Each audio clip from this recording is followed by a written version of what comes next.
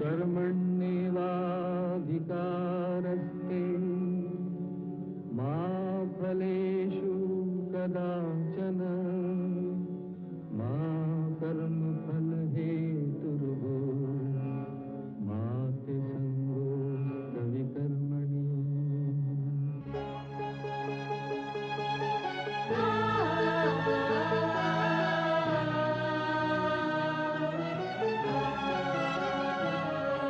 ये औरत है कुदरत का अनमोल तोहफा, ये ममता का सागर, मोहब्बत का दरिया है। हर नस्ल हर देश पर कर्ज इसका बनाया गया, त्याग को फर्ज इसका। मगर इसकी दुनिया ने कीमत न जानी, मगर इसकी दुनिया ने कीमत न जानी। अजब दास्तां है, अजब है कहानी।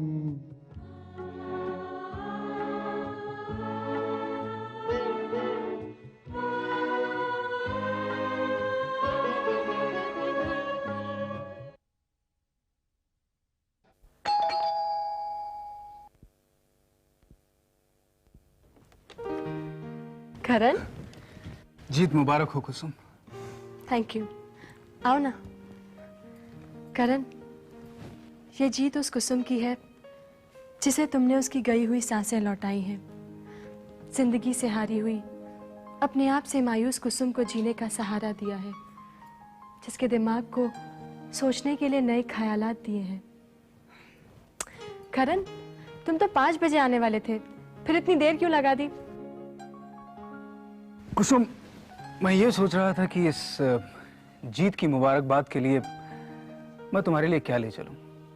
फिर मैंने सोचा कि तुम्हारे लिए फूल ले चलता हूं, लेकिन तब मुझे लगा कि फूलों की तो तुम्हें कोई कमी नहीं, क्योंकि जब भी तुम मुस्कुराती हो, जब भी तुम हंसती हो, हजारों फूल खिल जाते हैं।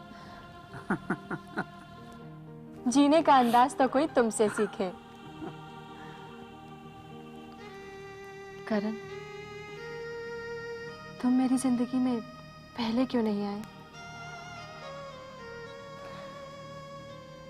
कुसुम, तुम तो जानती हो कि जिंदगी एक जंग है और अपनी मंजिल को पाने के लिए एक इंसान को बड़े इम्तिहानों से गुजरना पड़ता है, जिसमें रास्ते का हौलनाक सन्नाटा होता है, तेज हवाओं का झोंका होता है और उसे ऐसे तूफानों का सामना करना पड़ता है जिनके आते ही किसी भी इंसान के कदम लड़खड़ा जाए।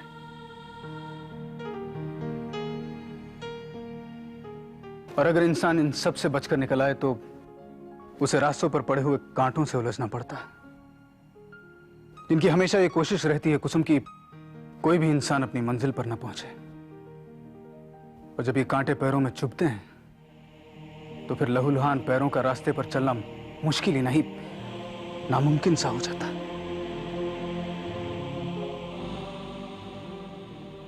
और कुसुम, जब चलने की रफ्तार कम हो जाती है तो इंसान की जिंदगी के अंधेरे बढ़ जाते हैं, उसकी जिंदगी के उजाले कम हो जाते हैं, उसे रास्ता नजर नहीं आता, अपनी मंजिल दिखाई नहीं देती।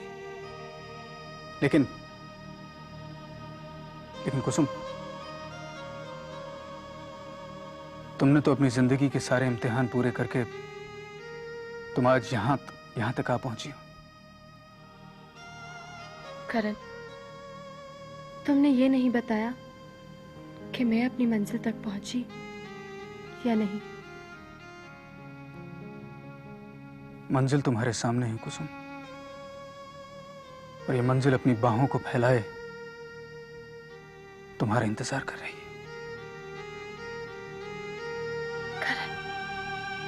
नहीं कुसुम, आज कुछ नहीं कहना, सिर्फ दिल से सुनो और दिल को ही कहने दो।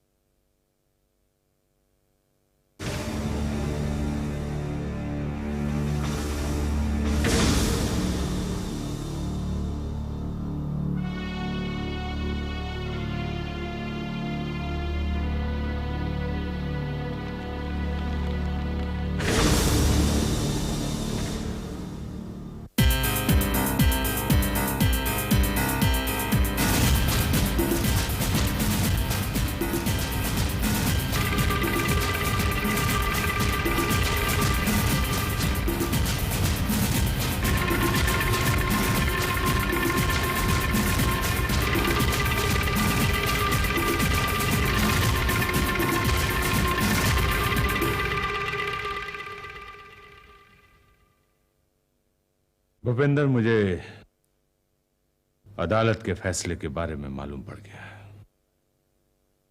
मैंने कुसुम के शेयर सर्टिफिकेट, उसके प्रॉपर्टी के हिस्से के कागजात और जो वो जेवरात लाई थी वो इकट्ठे करके रख लिए हैं तुम्हारे हवाले करने के लिए। रुद्र प्रताप, ये क्या अनाप शनाप बक रहा है? अनाप शनाप नहीं बक रहा हूं भूपेंद्र सिंह। एक रिश्ता था जो खत्म हो गया है।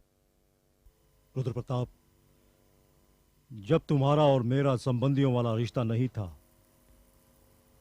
तब हमारा एक रिश्ता था। हम दोनों दोस्त थे। मेरे दोस्त, वो रिश्ता तो खत्म नहीं हुआ ना।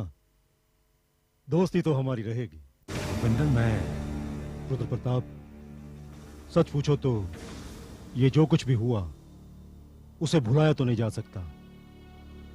सोचा तो यही था कि जैसे हम दोनों दोस्त थे, हमारे बच्चे भी उसी तरह इस रिश्ते को निभाते, मगर ऐसा हुआ नहीं।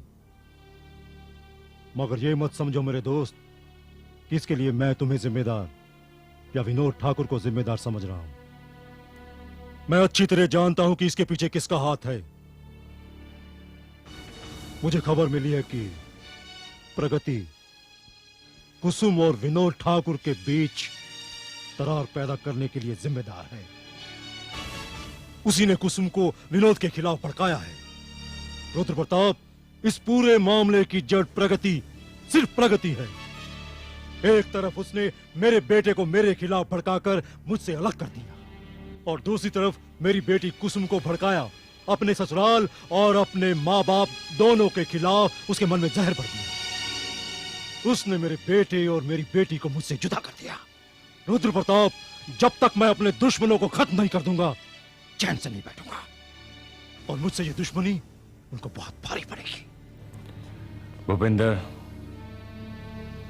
मैं और मेरा भगवान जानता है कि इस सारे मामले ने मुझे एक अजीब सी उलझन में लाकर खड़ा कर दिया है। मगर तुम्हारे यहां आने से मैं एक बहुत बड़ी शर्मिंदगी से बच गया मेरे दोस्त। मुझे उस रिश्ते के टूटने का इतना गम नहीं है जितना इस रिश्ते के टूटने का गम होता, इस दोस्ती के खत्म होने का दुख होता। और जब तुम मेरे साथ हो तो मैं तुम्हें विश्वास दिलाता हूं कि मैं इस प्रगति नाम की जहरीली नागन का फन कुचल के रख दूंगा। रुद्र प्रताप, मेरे दोस्त, तुम किसी तरह की फिक्र मत करो। मैं हर मुसीबत में तुम्हारे साथ हूं, तन से, मन से और धन से। फिर ये दूरी किस बात की मेरे दोस्त, आजा।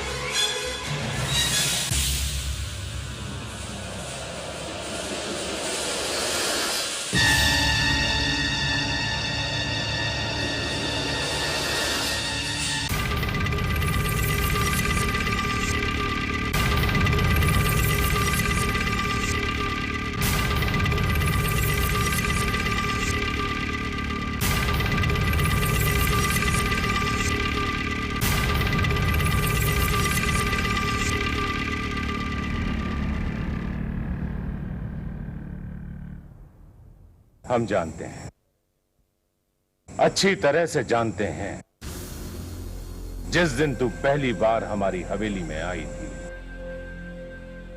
हमारी हवेली में काम करने वाली एक मामूली नौकरानी की बेटी है तू। हम लोगों ने तुझ पर तरस खाकर तेरी मदद की, लेकिन तूने हमारे नमक का हक अदा नहीं किया। तूने मेरे भोले भाले बेटे पर डोरे डाले, तूने उस पर बदचलनी का इल्जाम लगाया और इसीलिए हम लोगों ने तुझे जलील करके गांव से बाहर निकलवा दिया। लेकिन तू अपनी हरकतों से बाज नहीं आई। तूने मेरे बेटे को बदनाम करने की हर तरफ से कोशिश की।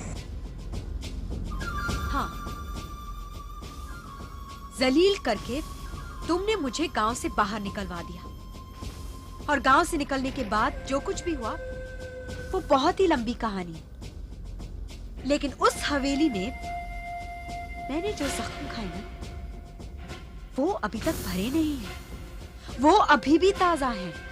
मैं जानता हूं कि तुम क्या चाहती हो, लेकिन तुम्हारी हसरतें कभी पूरी नहीं होंगी। प्रगति, मेरी एक बात याद रखना, मेरा नाम ठाकुर भूपेंद्र सिंह है।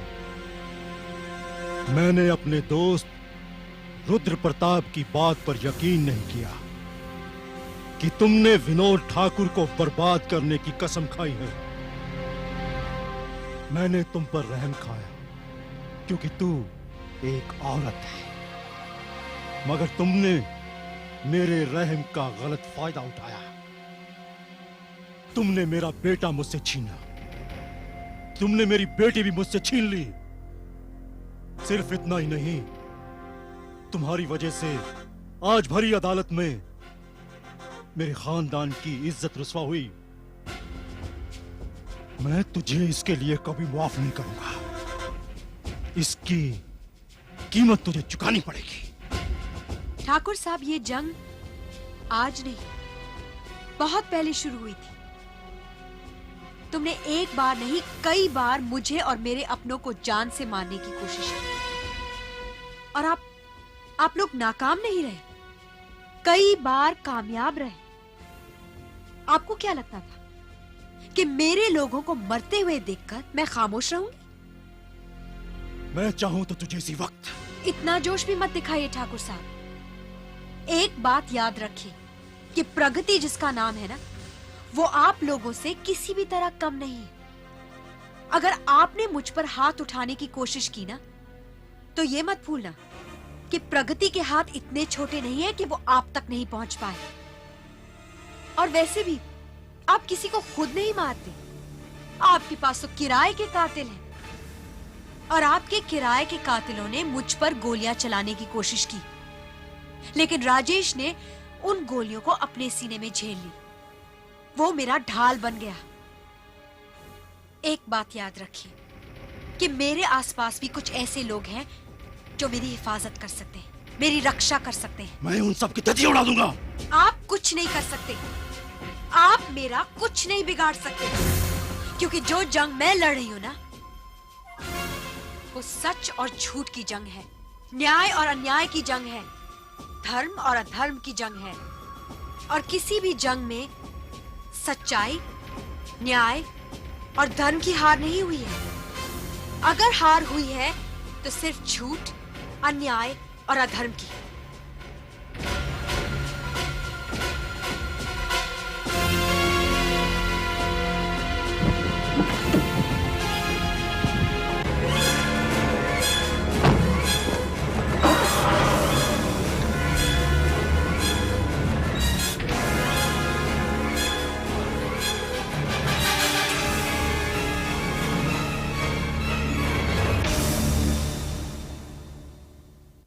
पहली मुलाकात में मैंने तुमसे कहा था कि अगर तुम मेरे साथ साथ चलोगी तो जिस आग में मैं चल रहा हूं, उसी आग की आंच तुम्हें भी लग सकती है।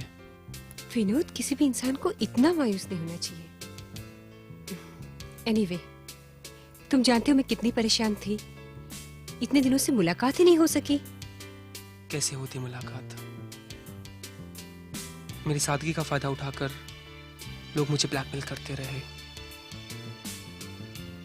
निकी, मेरे तलाक का मुकदमा चल रहा था कोर्ट में, उसी में उलझा हुआ था। हाँ, मैं जानती हूँ। तुम जानती हो? हाँ, मुझे भैया ने बताया था। और क्या क्या बताया था तुम्हारे भैया ने मेरे बारे में? नहीं, बस इतना ही बताया था।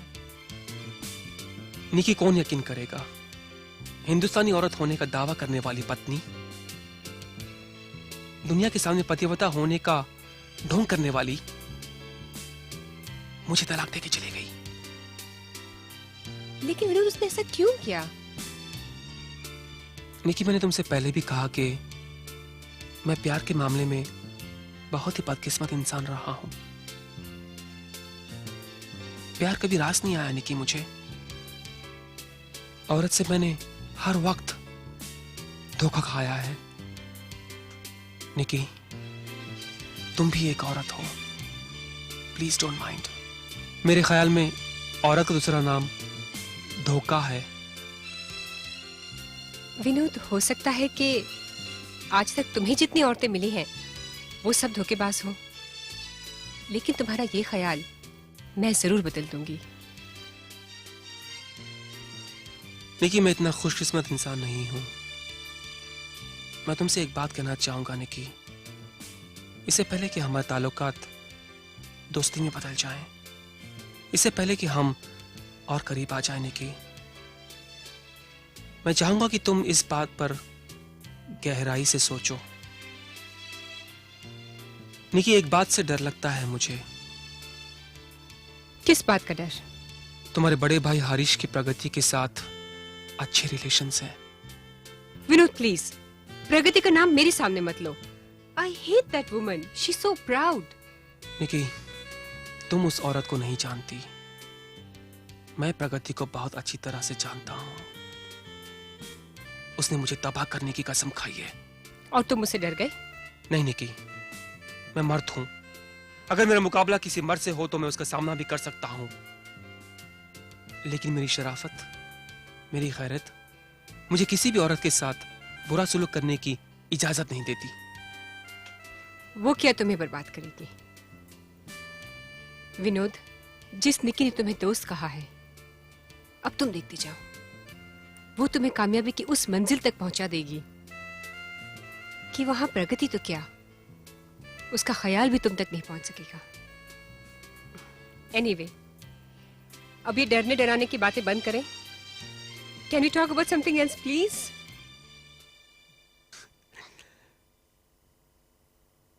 सच कहूं निकी, मुझे तुम्हारी दोस्ती ऐसे वक्त पर मिली जब मैं एक औरत की बेवफाई के जख्मों से चूर चूर हो गया था। उसी वक्त मुझे एक हमदर्द की जरूरत थी निकी, और मुझे मिल गया। इस एहसान के बदले में तुम जो मांगोगी मैं तुम पर निछावर कर दूंगा। विनोद, मैं तुम्हें इतना प्यार दे सकती हूँ, इतनी चाहत दे सकती हूँ कि तुम्हें औरत तो याद रहेगी, लेकिन धोखा तुम हमेशा के लिए भूल जाओगे। विनोद, तुम जानते हो तुम कितने... आगे कहो निकी। कह दूं? कह दो। तुम कितने कातिल हो। अच्छा निकी, एक बात कहूं? मैं तुम्हारे और करीब आना चाहता हूं। क्यों? निकी, मुझे कातिल कहकर जो इल्जाम तुमने मुझ पर लगाया है, मैं देखना चाहूंगा कि मेरी कत्ल की गई हुई औरत कितनी मासूम, कितनी भोली और कितनी कातिल है। विनोद,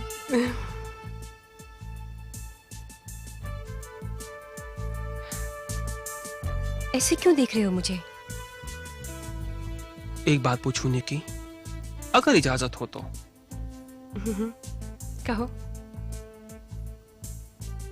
आई love you Nikki. Do you love मी?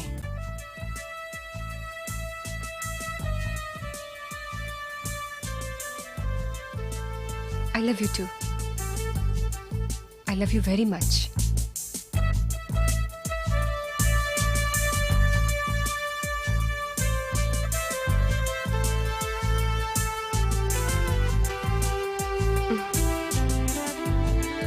चलिए।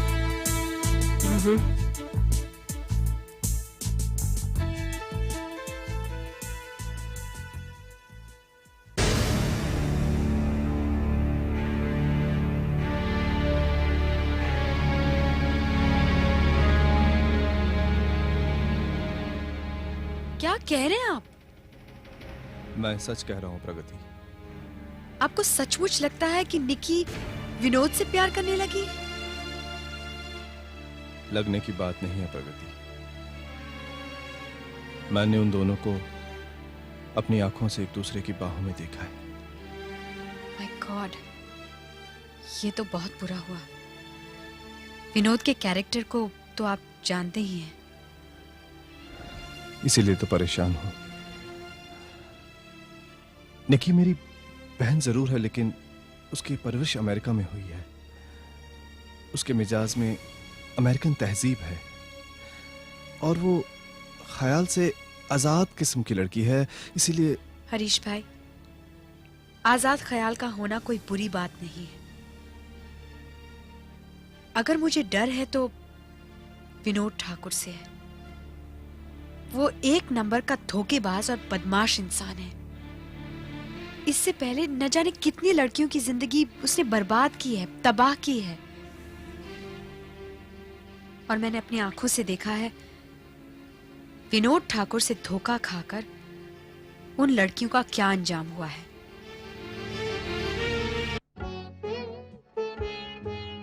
दुनिया में इंसाफ की ये निशानी, अजब दास्तां है, अजब है कहानी।